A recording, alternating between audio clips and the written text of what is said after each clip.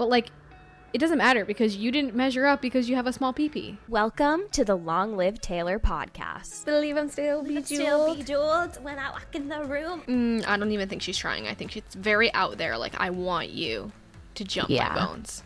Did we not know about her and Joe? We were delusional. Yeah, you're not gonna win with that attitude. I'm ready to win.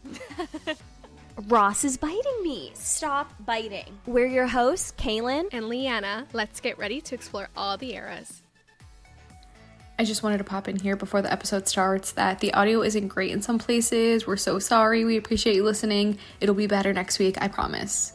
Hi, everybody, and welcome back to this week's episode. Today, we are going to be going over a very iconic song. Well, maybe just iconic bridge. And we're going to be doing The Smallest Man Who Ever Lived. Yay! I'm so excited for this one. I've been waiting for us to do it, but we're like, it's not time yet. We have to wait. Yeah.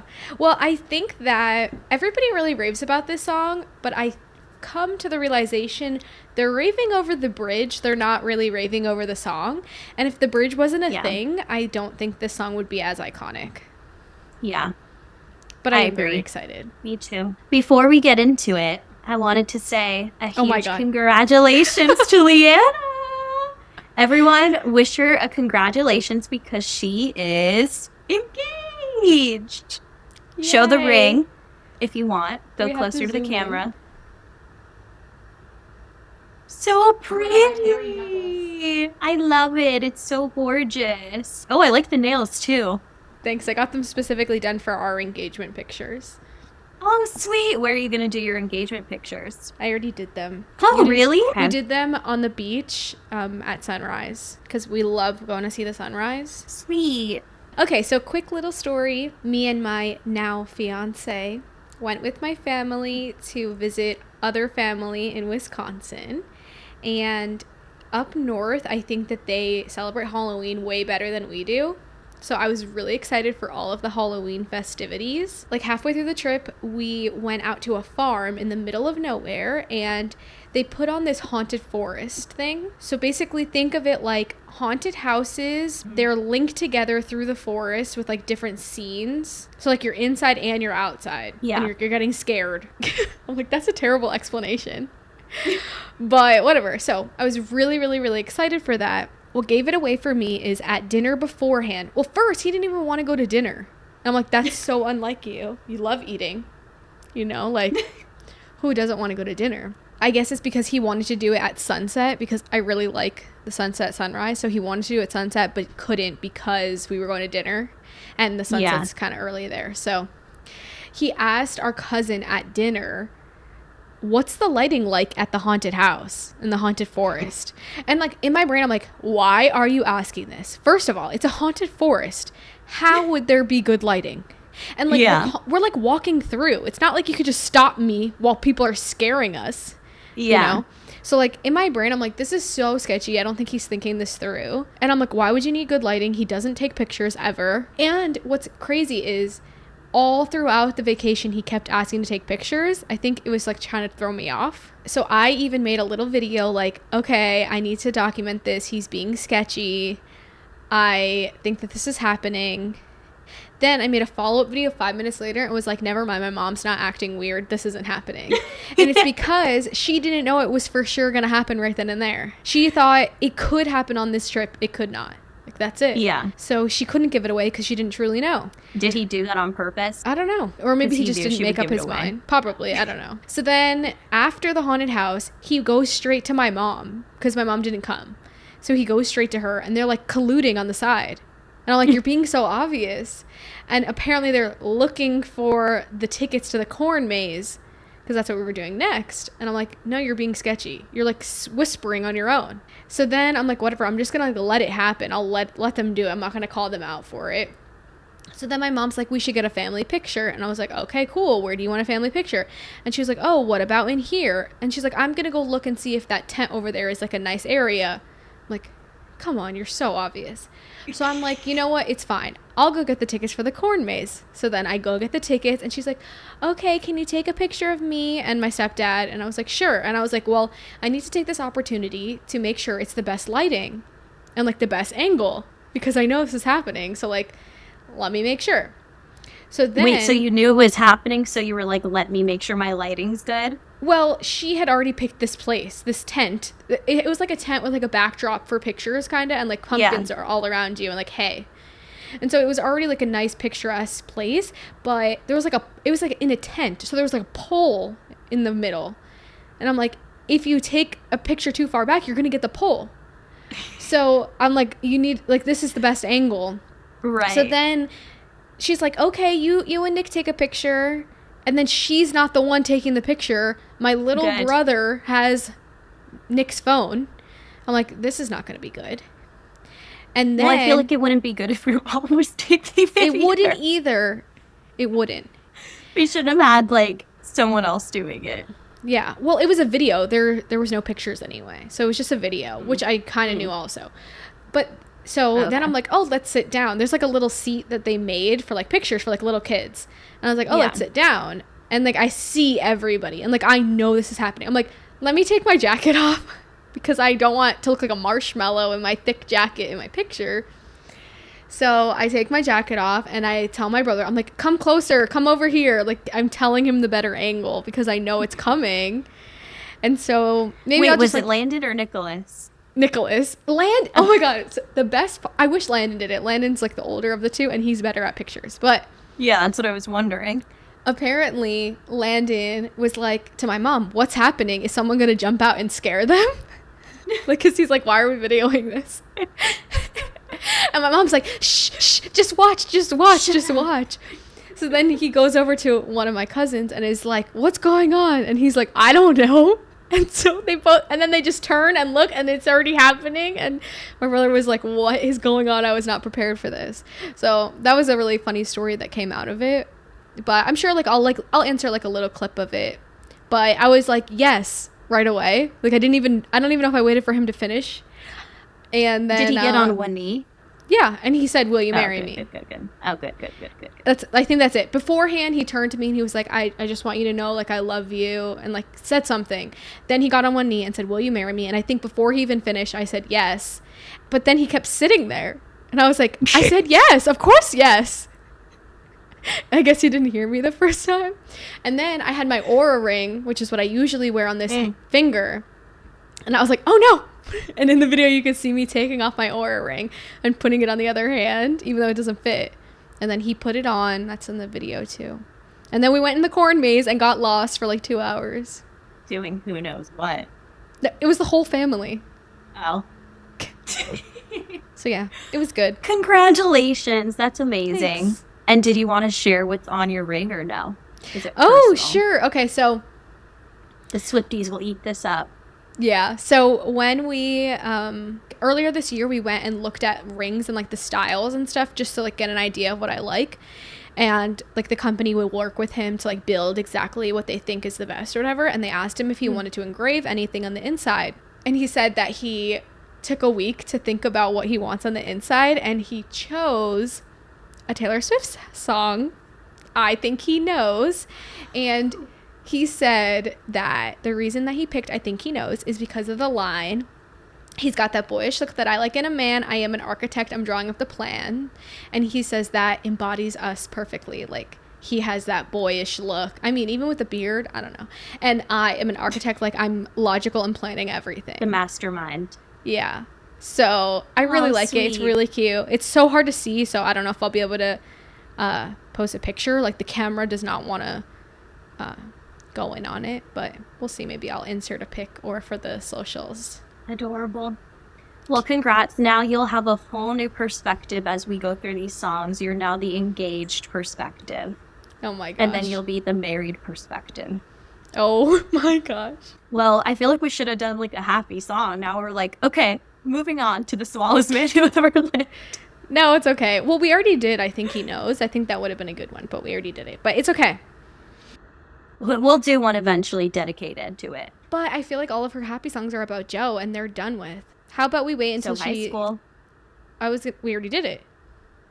I know. Why don't we wait until she releases a song about Travis? Okay, perfect. A love song about Travis. Amazing. I feel like I already talked so much, but I'll read the lyrics. Go for it. Verse 1. Was any of it true? Gazing at me starry-eyed in your Jehovah's Witness suit. Who the fuck was that guy? You tried to buy some pills from a friend of friends of mine. They just ghosted you. Now you know what that feels like. Did you see my move when you said, who the fuck was that guy? No. That's how I sing in, like, who the fuck was that guy? I always scream that one particular line. Yeah, like, who is he? We don't know. I'm really self-conscious right now of how I'm talking ever since I saw that comment. Because I hate the Kardashians. I hate the way they talk. And I'm like, do I really sound like that? That's awful. Kaylan got a comment on one of our TikToks saying that she sounds like she's trying to be a Kardashian. No, it's the girl that impersonates the Kardashians. Yeah. I know who he's talking about. She's funny. But, like, she'll be like, hey, Kim, what's up?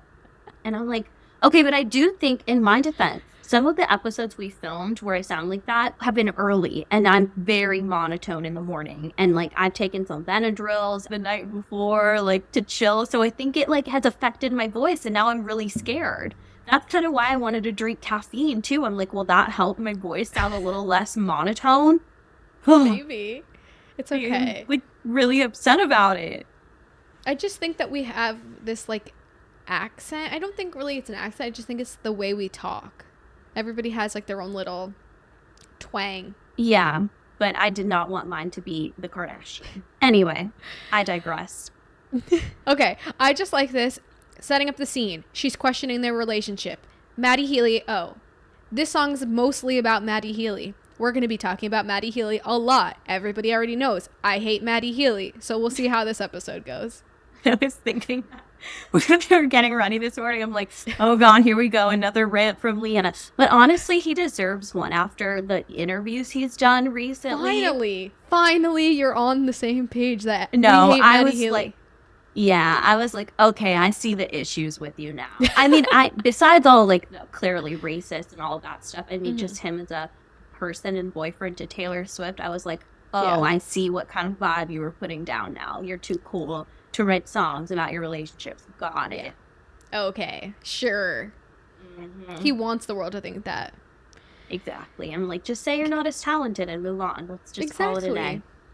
But I think it's really funny because she said, like, in your Jehovah's Witness suit, and regardless of him being, he's very anti-religion, but also he wears suits to perform mostly, or like button-ups and stuff. And like, I correlate Maddie Healy in a suit as dirty. Like, he looks so dirty. Like, he just found this suit in the dumpster out back and put it on. That's what I think it's because his hair is always gross, too. So it's like, yeah, you have this, like, disheveled look, but then you're in a suit, so it doesn't look right. He never looks put together. I think that's the issue. So I just always associate him being dirty. Anyway, she's like, who the fuck was that guy in the suit? Yeah. I think this intro does a really good job with the opening line, was any of it true?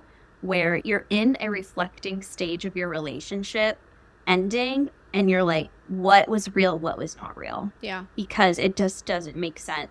You know that this reminds me of, oh wait, the internet agrees with me too. Have you been following all the Zach Bryan, Brianna chicken fry drama? Oh my god, yes. I love it.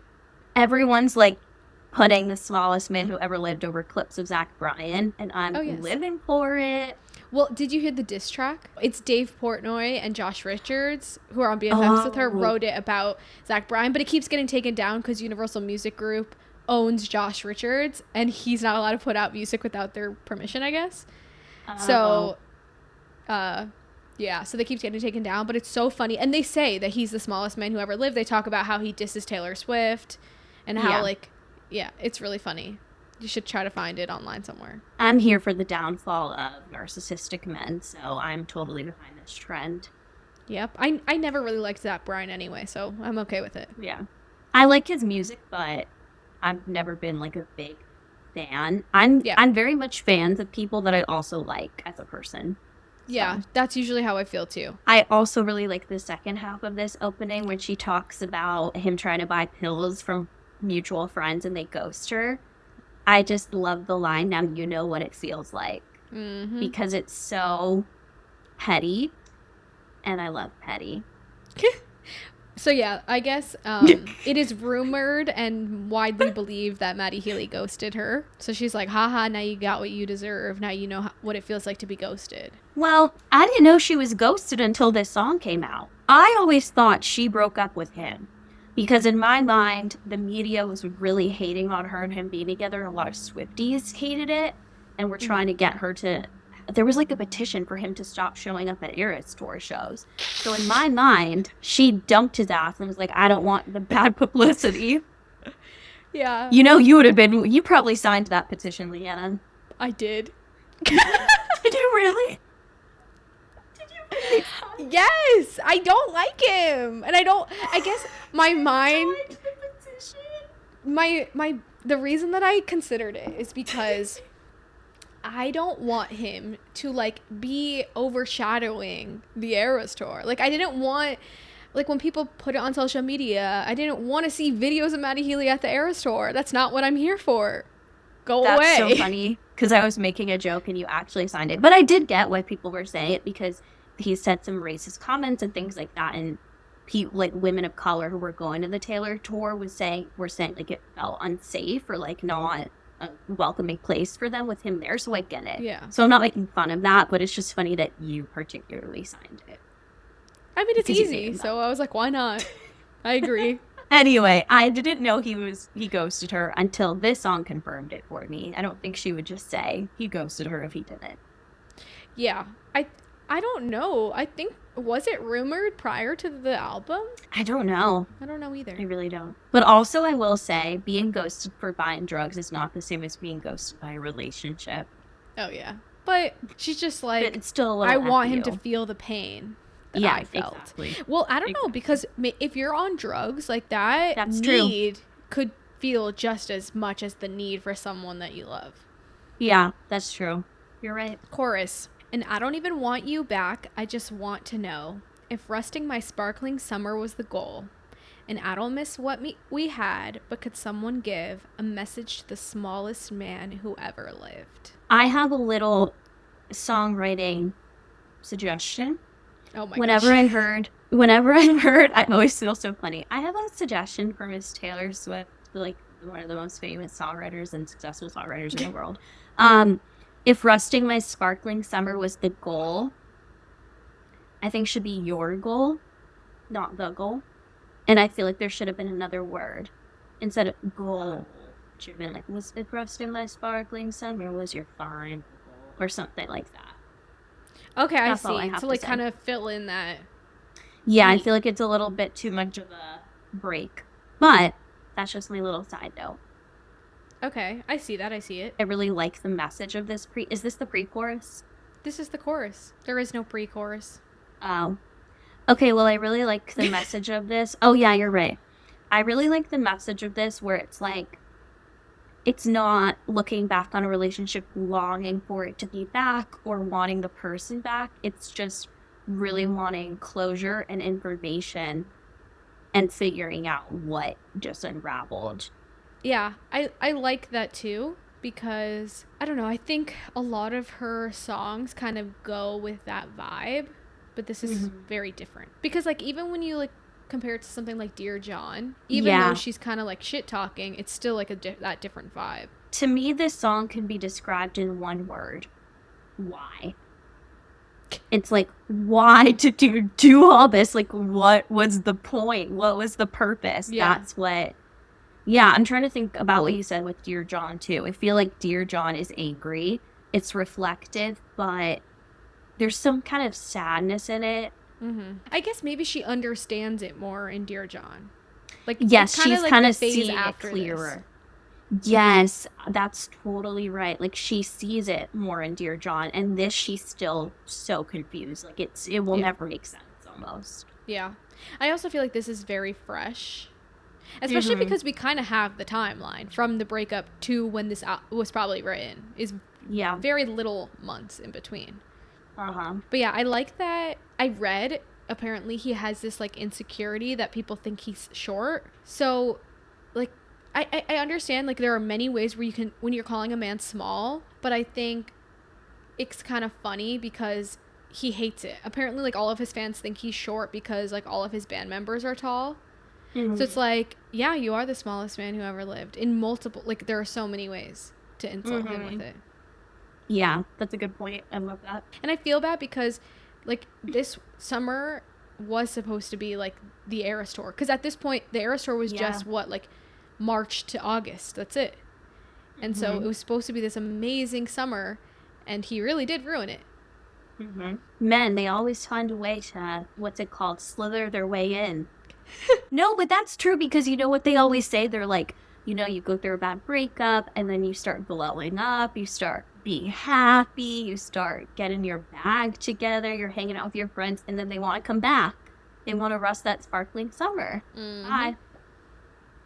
They want a piece of it. Okay, verse 2. I think I really like this, other than, like, the bridge, of course, but I really like this verse. You hung me on your wall, stabbed me with your push pins, in public showed me off, then sank in stoned oblivion. 'Cause once your queen had come, you treat her like an also ran. You didn't measure up in any measure of a man. While I was doing my research for this song, I saw that there is a poem that is very similar to this verse, and it is related to, like, butterflies, how you pin them to, like, study them, and in order to do that you have to kill them, obviously, to put them on a thing on a wall.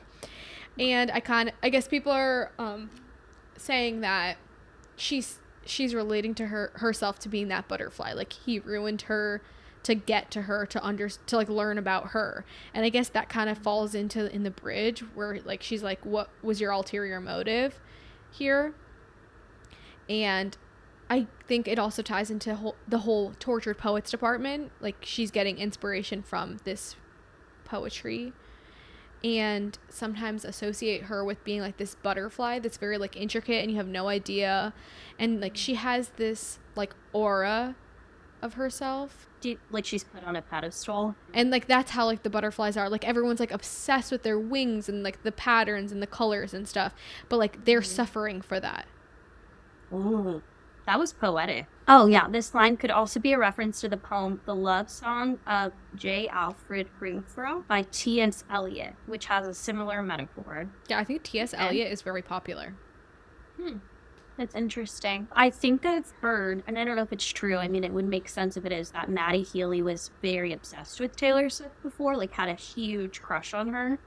And I think it's kind of like My Boy Only Breaks His Favorite Toys, where she was this shiny, brand new thing, and was showing her off and so happy he got her, but then couldn't measure up. He couldn't keep her shiny. He just wanted to bring her down. Yeah, it seemed like he wanted all the glory of having her. Like, I got the Taylor Swift. She is mine. We are together. And, like, that's all he really cared about. And, like, behind closed doors, it didn't really matter to him. Yeah. When she says you didn't measure up in any measure of a man, it also reminds me, all of these songs are really connected to Peter. Like, promises oceans deep, but never to keep. He talked a big talk, but he couldn't walk the walk. Yeah. You know what's so funny is because I went the exact opposite. For this line specifically, because once your queen had come, you treat her like an also-ran. You didn't measure up in any measure of a man. I don't know if you know where I'm going with this, but once your queen had come, as in the past tense of came. I was going to say, I don't know what also-ran is, so can you also-ran is just like being unimportant to her. Like, okay. Like, she's nothing. Like, once they're done having sex, he doesn't care, and that he has a small pee-pee. Oh, and that's why she says you didn't measure up. Yeah. She means literally in the D. Yes, that's what I'm saying. So, I mean, it's both figuratively, literally, but when I see that, like, apparently, publicly he has stated, like, the queen Taylor Swift. He has called her, like, the queen, his queen. So she's like, okay, so, like, once we're done having sex and once I have come, like, it's done. You don't care about me. Like, that's all you really care about. But, like, it doesn't matter because you didn't measure up because you have a small pee-pee. I never thought of it that way. Ever? No. You've never seen any of the TikToks saying that he must have a small pee-pee? Oh, I never did. Oh my god. Well, you're not on the Maddie Healy hate side of the internet. I'm not. I'm really not. That's so But funny. why would she come if he didn't measure up? I it mean, would be almost came. Well, she could have come from other ways. True. Or maybe that's the exact thing. She couldn't come because he had a small peepee and he had to do other things. Or she had to do other things. Oh my gosh. I could never listen to this the same way again. I'm just going to be thinking about Maddie Healy's dick. Well. Oh my gosh. Okay, so would you like to get to the bridge? Because we just repeat the chorus and then there's the bridge. Please do. I'm never going to want to hear this, but go ahead. Okay. Were you sent by someone who wanted me dead? Did you sleep with a gun underneath our bed? Were you writing a book? Were you a sleeper cell spy? In 50 years will all this be declassified, and you'll confess why you did it, and I'll say good riddance, 'cause it wasn't sexy once it wasn't forbidden, and I would have died for your sins. Instead, I just died inside, and you deserve prison, but you won't get time. You'll slide into inboxes and slip through the bars. You crashed my party and your rental car. You said normal girls were boring, but you were gone by the morning. You kicked out the stage lights, but you're still performing. Oh, I got chills when you were reading it. I feel like the outro was just like a continuation of the bridge, so it feels wrong to stop there, but it's okay. I love the outro. Me too.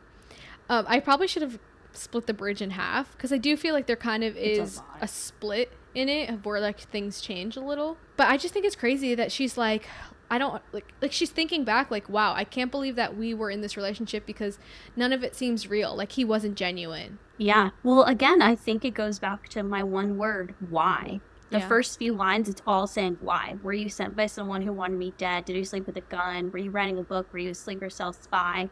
Like, what? Why did you do this? Because it wasn't love. It wasn't because you wanted to be with me. So what was your purpose in doing this? I also think it shows like how anxious she must be to like be in a relationship back in the spotlight. You know, being so hidden before, like nobody really knew what was going on behind closed doors, and they weren't really in the public, so nobody really knew. But now all of a sudden it's like this thing that everybody's talking about. So I think that's a good point. She can also like all like the social media and everybody talking maybe also is kind of getting to her, because we're all telling her how terrible he is. And she's like, well, maybe he was, now that I've went through this. Like, maybe I didn't see this before. That's a really good point. I think, you know what this song reminds me of, too? You know, like how they say certain animals, like cats, will torture their prey before they eat it. That's what this reminds me of. She's like, were you here just to torture me? Yeah. Like, was it fun for you just to do this to me? Yeah. Was the whole reason you're together was just, like, this game? Just to have fun playing the game, the satisfaction. Yep. I think, okay, this biggest thing in the bridge for me is, well, I think this line prefaces my question about the second line. So, and you'll confess why you did it, and I'll say good riddance, because it wasn't sexy once it wasn't forbidden. Do you think I feel like she's saying he thinks that. Once he realizes this isn't forbidden, it's not really a fun game anymore. Because I feel like based off of But Daddy, I Love Him, she doesn't care if it's forbidden or not. It's not really it doesn't matter to her. I think if she actually liked that it was forbidden and then it wasn't, I don't think she would have changed her mind on their relationship like that. I think it's definitely him who's like, this isn't fun anymore. Yeah, I think she's totally saying to him, it wasn't sexy because it wasn't forbidden. Okay, yeah. That it was just a game to you. Yeah. You just liked the chase, basically. Yeah. Okay. I like the line that you mentioned before, you'll confess why you did it, and I'll say good riddance, because it's not healthy. But I do share this trait with Taylor where sometimes I think we can't, you know how they say, like, forgiveness, you should do yourself. You don't need the other person to apologize and, like, all that. I do believe that could be true. But I do think there's a part of me and her and some people where, like, you need to know before you can move on. And that's kind of what I'm getting from her. She's like, once you finally say it and you confess, then I'll move on and say good riddance and I'll be over it. Really? Okay, so I agree with that, but I don't take the line that way. What do you take it as? I take it as once he finally comes around and is like, wow, like I fucked up. She's like, fuck you, good riddance. I'm gone. Yeah. You already lost me so long ago. You don't like, goodbye. I don't need your apologies anymore. I take it that way too. I kind of take it as both, where it's like internally that last piece will finally be closed for her, but also to him, fuck you. Like it's too late. Yeah. Like, well, she has lines where she says stuff like that. Like, what lines am I thinking of where she's like, I'm going to find someone someday who will actually treat me well. And someday, Mr. Perfectly Fine, someday you'll miss me, but by then you'll be Mr. Too Late. That's the vibe I'm getting. But I also think, like, in those last moments, it'll be her final piece of closure, too, where she can finally let it go. I think also what makes me think of it like a big old fuck you is how she says it on the Eras tour. Like, she is screaming it. Screaming it, yeah. Yeah. Yeah, I think both. I love the Eras Tour performance of this. It is it is better than the original. I like You Deserve Prison, but You Won't Get Time, because I think that's like, I think the bridge goes through a lot of different emotions, like confusion, the fuck you, the wanting answers, and then this is like anger. Like, it's not fair that you treated me like this and you're getting off free. Yeah. What I think is crazy is I think in the next lines about sliding into inboxes and all that stuff is she's like, you're just going to move on and be exactly how you were before. You're just going to be a player. You're just going to slide in people's inboxes, having hookups. Nothing is serious to you. And I think the biggest fuck you is that he's engaged. Ooh. I think it's crazy. I don't think his relationship is genuine. I have absolutely no idea about them. And I just think everything negatively of him. But it's like, she's like, your relationship isn't, like, this isn't going to be real. You're just going to do this to everybody. And now I feel sorry for that girl. What about you crashed my party in your rental car? So I thought he actually did crash his rental car. I thought that there was like some sort of thing where he had like crashed his like sports car or something, but I can't find that anywhere. So I'm like, did I make that up? No, I think I've seen the same thing all over TikTok where it's like, Maddie crashed his rental car, but now I can't find it either, especially it's not on Genius. So I wonder if it was fake news or maybe Mandela effect. Yeah. I mean, it could be like figuratively anyway. I saw on Genius that they related this to Betty, where James shows up to Betty's party, like crashes her party. And that makes me still believe that the Betty triangle is rooted in true life. I agree. I don't think anything's fully fictional with Miss Taylor Swift, despite what she likes to say. Yeah. I think that even if he didn't truly crash his rental car, I think it is still like metaphorical that like he is, like how she said, he ruined her summer. He ruined her happiness. And fuck him. The last thing on the bridge is, you kicked out the stage lights, but you're still performing. I love that line, and I love how she executes it on the Eras tour. Someone pointed out, which I didn't even notice at first, that the lights flicker out during that part of the Eras tour. I think it's just such a really smart way to write out it, to match, again, we talk about this a lot, like literally it matches Taylor Swift's life. Like, Maddie Healy is an artist who performs and has stage lights. But and actually kicks stuff on stage. Yeah. But to someone who isn't dating an artist, you could still relate to someone pretending to be someone they're not, and to ending things and then still going on acting like everything's fine, which I love.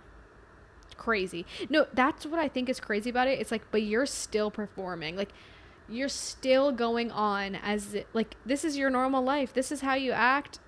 Like, act, literally. He is an actor. He's pretending to be somebody. Yeah. Okay, and then the outro, which I love. And in plain sight you hid, but you are what you did. And I'll forget you, but I'll never forgive the smallest man who ever lived. I think the outro might be better to me than the bridge. Just those couple lines? Wait, we forgot something on the bridge that I wanted to go over. Okay, you said normal girls were boring, but you were gone by the morning. My mom loves that line. Why? I don't know. She said she loves how she sings it, but... Oh, yeah, like that. it's just funny to me because I feel like Taylor's like, oh, I'm not normal, and you said normal girls were boring, but like I look at it, I'm like, you kind of are normal. Yeah. Like her and Travis are kind of like prom king and queen. I do think she's quirky though. She is, for sure. I don't think anyone is truly like normal per se. Yeah. But I understand. I relate because I think I told the story before that my very first boyfriend said that I was boring, but he dated me because he thought I was like weird like him. So it's like, I'm not boring. I'm going to prove to you I'm not boring. But he was gone. There was no point.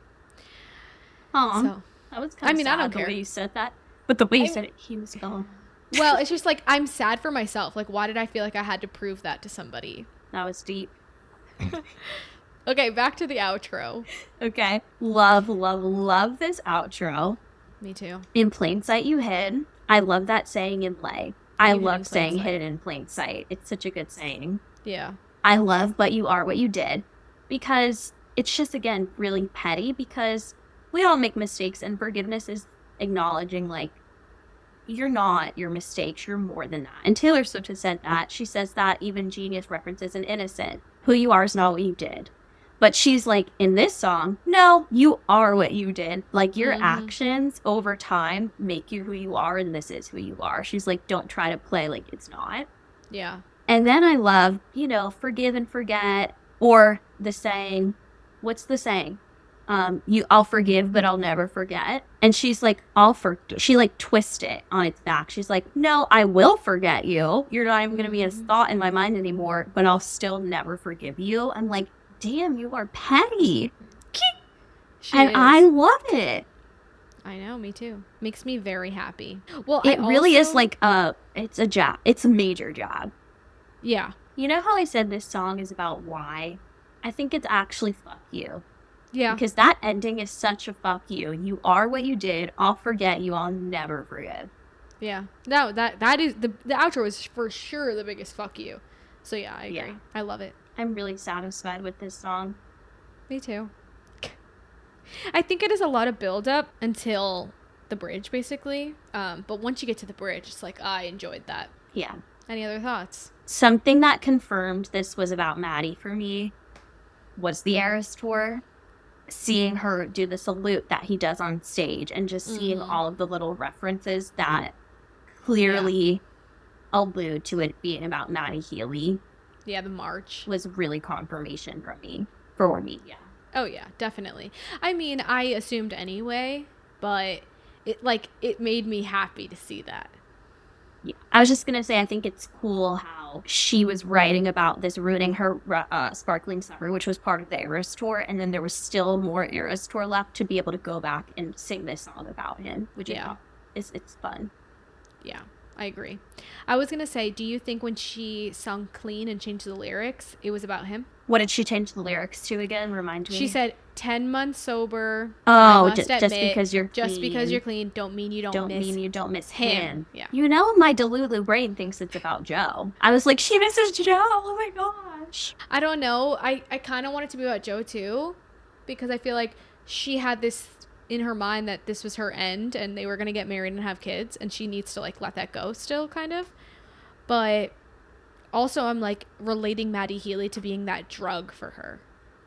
Yeah, and also I want to talk because I'm like, well, how could her 6-year relationship not as meant as much, or like as her situationship with Maddie Healy? And then I look at myself and I'm like, no, I've definitely been more devastated, hung up on, and obsessed with, to be honest, things that were even relationships more than the actual relationships. So yeah, wouldn't be surprising if Taylor's like that too. She's just like us. And there had to be something going on in the background for those 10 years. Like, even if they weren't, like, I don't think they cut contact. Yeah. So, who knows? We'll never know. Maybe one day Taylor will write a tell-all. I would love that. I would love it. Like, at least before she is, like, 90 or whenever she's going to pass away. Like, just drop it. Just let us know all the tea. Are you ready to drop everything now? Speaking of dropping, yes. Our song. Yes. My tears ricochet. Yeah. I have so much anxiety. I think I'm going to throw I have to up. change my voice to not sound like the Kardashians. Yes, Leanna. It just sounds like a valley girl. Oh my gosh. Okay. Oh, long story short. Yes. Ugh.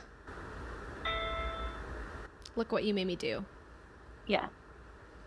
I'm so nervous. I close my eyes every time. Okay. You need to calm down. Yes. 22. Yes. Your face makes me think I'm wrong. Ready for it. Yes. And I almost said, are you ready for it? Like, I can't make this mistake. Willow. Yes. I could barely hear it, but I'm going to say style. It is style. I was going to say, I feel like 1989 Taylor's version is so low. I could barely hear it. It's on max volume, and it's way lower. I was going to say, others. can I turn you up? You can, but it is style, so you don't need to. Is it over now? Yes. Why did you pause so long? I wanted to make you scared. I was already confident by the time I said it. I was like, I'm going to mess with her. False god. Yes. We are never, ever getting back together. Yes. The Great War. Yes. You need to calm down. Yes. We're really good at this game now. Like, this I game. know. At this point, we had too much practice. Yeah. I think your time's up. Give me a guess. Timeless. No. Castle's crumbling. Castle's crumbling. It's Castle's Crumbling. Damn it. I should have said that first. I was like, it's either timeless or Castle's crumbling. Oh, I spoke too soon. The vault and still not. I know. But you had a lot of time. Congratulations. Thanks. Okay, everybody, thank you for being here and listening to us and playing the game with us and reading the lyrics with us and doing everything. And if you enjoyed, you can give us a rating or review wherever you listen to your podcast.